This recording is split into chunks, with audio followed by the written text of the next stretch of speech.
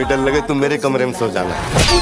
इसने क्या मुझे मंदिर का घंटा समझ ही रखा है, जब भी आता है बजा के चला जाता है। তো বন্ধুরা এখন আমি রিভিউ করবো ভূত বাংলা ট্রেলারটা নিয়ে। ট্রেলারটা কালকে রিলিজ করে দেওয়া হয়েছিল, ট্রেলারটা আমি আজকে দেখলাম, 5-6 বার দেখছি। ট্রেলারটা কেমন ছিল সেটাই আলোচনা করবো তোমাদের সাথে। তো ট্রেলারের সময় রাখা হয়েছে 3 মিনিট 3 সেকেন্ড।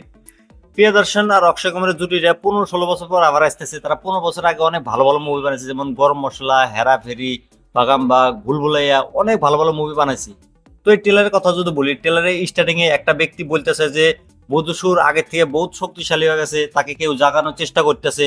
তো এই মুভির ট্রেলারটা দেখে আমি যেটা বুঝলাম, এরকম মুভি কিন্তু আমরা এর আগে অনেক মুভিতে দেখছি, যেমন ভূত বা পিশাচ কোনো একটা ঘরের ভিতরে আটকা থাকে বা গাছের ভিতরে আটকানো থাকে।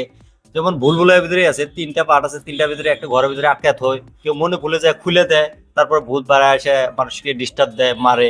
তো এরকম ভাবেই দেখানো হয়েছে। এখানে দেখানো হয়েছে কেউ ইচ্ছা করে খুলে দিতেছে, তারপর সে গ্রামের ভিতরে আসতেছে, কাউকে ভয় দেখাইতেছে, মানে মঙ্গলপুরের ভিতরে কাউকে বিয়ে করতে দেবো না, এরকম ভাবে একটা আবহাওয়া মানে ছড়াই দিচ্ছে। এরকম ভাবেই দেখানো হয়েছে। তারপর কমেডির কথা যদি বলি, কমেডি ভাই ভরপুর আসলো ভাই এই ট্রেলারের ভিতরে।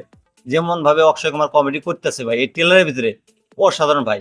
তার ট্রেলার দেখে আমার 15 বছর আগের কথা মনে পড়ে গেল ভাই, যখন গরম মশলা, হেরাফেরির ভিতরে অ্যাক্টিং করতো অক্ষয় কুমার, সেভাবেই করছে কিন্তু এই ট্রেলারের ভিতরে। তার সাথে রাজপাল, পরেশ রাবল, আশরানিজি, বহুত ভালো ভালো একটা কিন্তু এই মুভিতে কাজ করতেছে। ট্রেলার দেখলে আমরা বুঝতে পারি।